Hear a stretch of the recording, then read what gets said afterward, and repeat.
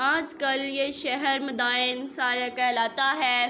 مدائن صالح کے قدیم علاقوں میں ایک علاقہ الاعلیٰ ہے۔ مدینہ منورہ سے تبوک کی جانب سفر کرتے ہوئے بڑی شاہراہ پر تقریباً 450 کلومیٹر کی مسافت پر یہ علاقہ آج بھی آباد اور بہت پر رونق ہے۔ الاعلیٰ شہر ہی سے وادی سمود میں داخلے کا رستہ ہے۔ یہاں ایک جدید ریلوے اسٹیشن بھی ہے جس کا نام مدائن صالح اسٹیشن ہے۔ وادی سمود کا یہ لکودک صحرا 18 سے 20 مربع میل پر پھیلا ہوا ہے، جہاں ہزاروں ایکڑ رقبے پر وہ خوبصورت تاریخی عمارات ہیں جنہیں قوم سمود نے سنگلاخ سرخ پہاڑوں کا سینہ چیر کر تراشا تھا۔ دوسری جانب نرم میدانی علاقوں میں موسم گرما کے لیے عالی شان محلات کے کھنڈرات ہیں۔ 1000 سال قبل مسیح کے ان عظیم فن پاروں کو دیکھ کر آج جدید دور کے ماہر تعمیرات بھی ان گزشتہ بدنہ رہ جاتے ہیں۔ سرخ پہاڑوں کے اندر اس شہر خاموشاں کی ہزاروں ویران تاریخی عمارتیں اپنے مکینوں کی بدعمالیوں اور نافرمانیوں کے سبب عذاب الہی کے ذریعے ہونے والی تباہی کی چشم دید گواہ ہے، اور دور جدید کی نافرمان قوموں کو یہ پیغام دیتی نظر آتی ہے: دیکھو مجھے جو دیا عبرت نگاہ ہو۔ نبی سے معاوضے کی فرمائش۔ قوم سمود ہی میں سے اللہ تعالیٰ نے ایک خدا ترس اور نیک انسان کو نبوت کے منصب پر فائز فرمایا۔ ارشاد باری تعالیٰ ہے: اور ہم نے سمود کی طرف ان کے بھائی صالح کو بھیجا۔ حضرت صالح علیہ السلام اپنی قوم کو راہ راست پر لانے کے لیے دن رات کوششیں کرتے رہے۔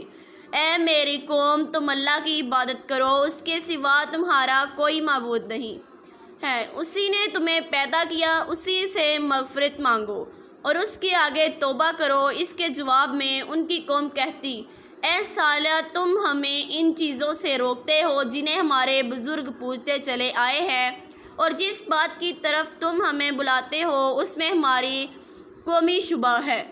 حضرت صالح علیہ السلام جوانی کے زمانے سے قوم کو دین کی دعوت دیتے ہوئے بوڑھے ہو گئے۔ چنانچہ ایک دن قوم کے سرداروں نے حضرت صالح سے کہا کہ اگر تم واقعی اللہ کے سچے رسول ہو تو ہماری فلاں پہاڑی جس کا نام کاتبہ ہے، اس کے اندر سے ایک ایسی اونٹنی نکال دو جو 10 ماہ کے گابھن اور گویوں تندرست ہو۔ قرآن کریم میں ارشاد باری تعالیٰ ہے: وہ کہنے لگے، تم جادو زد ہو، تم اور کچھ نہیں، بس ہماری ہی طرح کے آدمی ہو، اگر سچے ہو تو کوئی نشانی پیش کرو۔ یعنی انہوں نے اپنی نبی سے معاوضے کی فرمائش کر دی۔ ناگتہ اللہ تعالیٰ کا ظہور۔ حضرت صالح علیہ السلام نے ان سے عہد لیا کہ اگر میں تمہارا یہ مطالبہ پورا کروں تو پھر تو تم سب ایمان لے آؤ گے۔ جب سب نے عہد کر لیا تو حضرت صالح علیہ السلام نے اللہ کے حضور سرب و سجود ہو گئے، یہاں تک کہ اللہ نے اپنے نبی کی دعا قبول فرمائی۔ اچانک سامنے کی پہاڑی میں جنبش پیدا ہوئی، چٹان کے 2 ٹکڑے ہوئے اور اس میں سے ایک خوبصورت تندرست و توانا گابھن اونٹنی نمودار ہوئی۔ پوری قوم نے اس حیرت انگیز معجزے کو اپنی جاگتی آنکھوں سے دیکھا، لیکن قوم کے ایک سردار جندہ بن عمرو اور اس کے چند ساتھیوں کے علاوہ کوئی ایمان نہیں لایا۔ اس موقع پر حضرت صالح علیہ السلام نے اپنی قوم سے فرمایا: اے میری قوم، یہ ناگتہ اللہ یعنی اللہ کی اونٹنی ہے جو تمہارے لیے ایک معجزہ ہے۔ اب تم اسے اللہ کی زمین میں چھوڑ دو اور اسے کسی طرح کا ایذا نہ پہنچاؤ، ورنہ فوری عذاب تمہیں پکڑ لے گا۔ اونٹنی اور اس کا نومولود بچہ سارا دن نخلستان میں چرتے رہے۔ قوم سیر ہو کر اونٹنی کا دودھ پیتی، لیکن وہ کم نہ ہوتا۔ حضرت صالح علیہ السلام نے کنوؤں کے پانی کو بھی تقسیم کر دیا تھا۔ ایک دن اونٹنی پانی پیتی تھی اور ایک دن سمود کے لوگ۔ ارشاد باری تعالیٰ ہے: صالح نے اپنی قوم سے کہا، ایک دن اس اونٹنی کے پانی پینے کی باری ہے اور ایک معین روز تمہاری باری، لیکن اسے کوئی تکلیف نہ دینا، نہیں تو تمہیں سخت عذاب آ پکڑے گا۔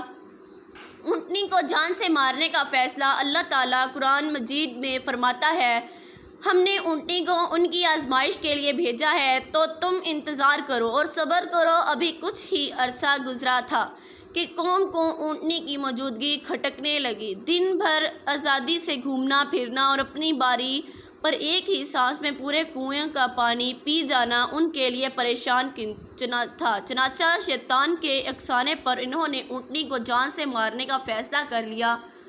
قوم کے سرداروں نے یہ کام 2 حسین ترین خواتین کو سونپا۔ ان عورتوں نے شراب و شباب کے رسیا 2 اشباح نوجوانوں مصر اور قدر کو اپنی خوبصورت بچیوں سے شادی کے عوض ناقہ اللہ کے قتل پر آمادہ کیا، جن کے ساتھ مزید 7 اوباش نوجوان بھی شامل ہو گئے۔ قرآن پاک میں اللہ تعالیٰ نے حضرت صالح علیہ السلام کا واقعہ بیان کرتے ہوئے فرمایا، شہر میں 9 افراد کی ایک جماعت تھی جو ملک بھر میں فساد مچاتے پھرتے اور اصلاح نہیں کرتے تھے۔ ناقہ اللہ تعالیٰ کا قتل۔ پھر ایک دن ان شکی القلب 9 افراد کی جماعت اونٹنی کے انتظار میں کنویں کے پاس گھاٹ لگا کر بیٹھ گئی، جبکہ قوم کے لوگ اللہ کے عذاب کے ڈر سے چھپ کر یہ دل خراش منظر دیکھنے لگے۔ حسب معمول اونٹنی پانی پینے کے لیے کنویں کے قریب آئی تو مصر نامی شخص نے کمان سیدھی کی اور اونٹنی پر تیر چلا دیا، جو اس کی پنڈلی میں پیوست ہوا اور ٹانگ سے خون کا فوارہ جاری ہو گیا۔ یہ منظر دیکھ کر باقی لوگ خوف زدہ ہو کر پیچھے ہٹ گئے۔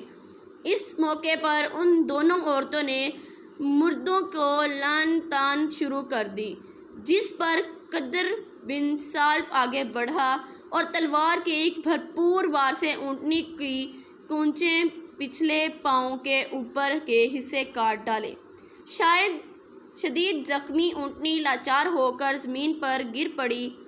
گرتے گرتے اس نے ایک زوردار چیخ ماری تاکہ اس کا بچہ جہاں کہیں بھی ہو خبردار ہو کر ظالموں کے جنگل سے بھاگ جائے، محتاط ہو جائے۔ پھر ظالم قدر نے اونٹنی کے سینے پر نیزہ مارنے کے بعد اسے ذبح کر ڈالا۔ ادھر اس کا بچہ بھاگتا ہوا اونچے پہاڑ پر چڑھا اور چیخیں مارتا ہوا غائب ہو گیا۔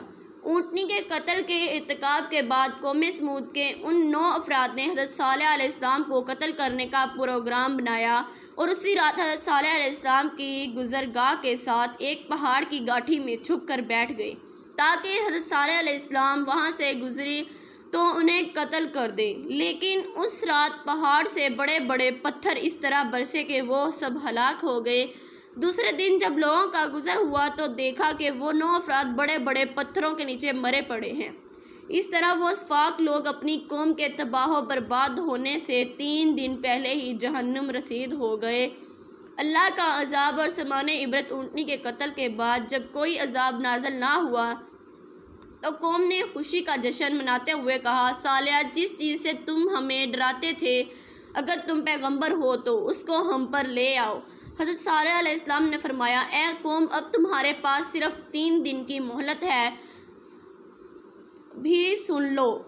کل جمعرات کے روز تم سب کے چہرے سخت زرد ہو جائیں گے، پرسوں یعنی جمعے کے روز تم سب کے چہرے سخت سرخ ہو جائیں گے، اور ہفتے کو سب کے چہرے سیاہ ہو جائیں گے، اور وہ تمہاری زندگی کا آخری دن ہوگا۔ ان تینوں پیش گوئیوں کے سچ ہونے کے باوجود وہ قوم چہروں کی رنگت کی تبدیلی کو معمولی جادوئی اثرات سمجھتے ہوئے معمول کے مطابق عیش و عشرت میں مصروف رہی، یہاں تک کہ چوتھے دن کی صبح اوپر سے سخت ہیبت ناک جھنکاڑ اور زمین کے شدید زلزلے نے ان سب کو آنا فانا جہنم